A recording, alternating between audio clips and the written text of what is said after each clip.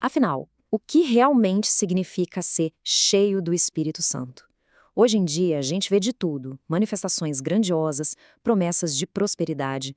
Por isso, vamos mergulhar numa análise que busca separar os mitos da essência real dessa crença. Com tantas formas diferentes de expressar a fé por aí, uma pergunta acaba se destacando. Qual é, de verdade, o trabalho do Espírito Santo? Vamos dar uma olhada no que as Escrituras apontam como a função principal dele na vida de quem crê. Para a gente conseguir entender a resposta, primeiro a gente precisa olhar para o que costuma gerar confusão. Vamos examinar algumas práticas mais modernas que, de acordo com a fonte que estamos analisando, acabam criando desordem e muito debate dentro das comunidades de fé. Olha, este slide aqui resume as críticas de um jeito bem direto. A fonte que a gente analisa aponta para várias áreas que seriam problemáticas, sabe? Desde cultos mais bagunçados, que parecem ignorar a ordem bíblica, até aquelas teologias focadas em dinheiro, que, segundo o argumento, desviam totalmente o foco do evangelho. E essa citação, ela vai direto ao ponto. O sermão argumenta que existe um conflito claro entre ser devoto a Deus e correr atrás de riqueza. A riqueza aqui é chamada de mamon, um termo antigo que personifica o dinheiro. E a ideia é que, segundo a Bíblia, essa é uma contradição impossível de resolver. Beleza. Agora vamos avançar para o argumento teológico central que é apresentado. Se aquelas práticas que a gente viu são questionadas, qual seria então a alternativa? Qual é a função primária do Espírito Santo? Segundo a fonte, o primeiro nome que o próprio Jesus usa para o Espírito é Consolador.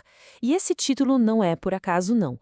Ele define um propósito muito claro, o de sustentar, de dar esperança para quem crê, principalmente no meio das dificuldades do dia a dia. E aqui está o ponto crucial da coisa toda. O trabalho principal do Espírito não seria o espetáculo, o que a gente vê por fora, mas sim uma obra interna, profunda. É sobre convencer, trazer uma clareza sobre a realidade do pecado, da justiça de Deus e do juízo que está por vir. Isso tudo leva a gente para uma das maiores discussões. Qual é a evidência de que alguém foi batizado com o Espírito Santo? Como isso acontece? E o que significa? Aqui, a gente encontra duas visões bem diferentes uma da outra. A análise aqui contrasta essas duas visões. A primeira, a visão A, é a de um batismo que acontece depois, o que pode acabar criando uma espécie de elite espiritual. Já a segunda, a visão B, fala de um conceito bíblico de ser selado no exato momento da fé. Uma visão pode levar à separação, a outra, à união de todos. E esse texto de Efésios 1:13 é a peça-chave do argumento.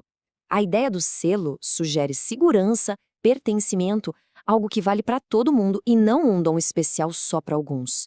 Isso desmonta a ideia de criar um sistema de classes espirituais dentro da igreja. Agora, vamos para outro conceito que, segundo a análise, é muitas vezes mal interpretado, o tal do batismo com fogo. Mas o que essa expressão queria dizer lá no seu contexto original? Muita gente ouve fogo e já pensa em poder, em paixão, num fervor renovado, né? Só que o sermão argumenta que, quando a gente olha nas Escrituras, o contexto do fogo quase sempre aponta para o juízo de Deus, para aquela separação entre o que é genuíno e o que não é. Essa passagem de João Batista é usada para deixar essa distinção bem clara.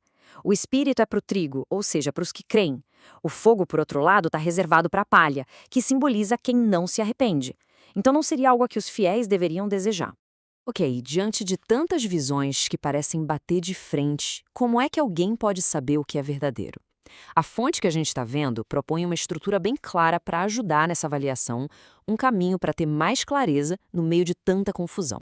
A conclusão prática dessa análise é quase um roteiro, sabe? 3 passos bem simples, todos baseados nas Escrituras. A pergunta a ser feita não é "isso foi espetacular", mas sim "isso glorifica Cristo?", está de acordo com a palavra e está produzindo um caráter transformado?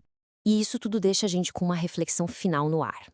Imagina só, se uma comunidade de fé mudasse o foco dos sinais de fora para essa obra interna de consolo e transformação, o que mudaria? Talvez isso alterasse completamente os objetivos e as prioridades da própria fé.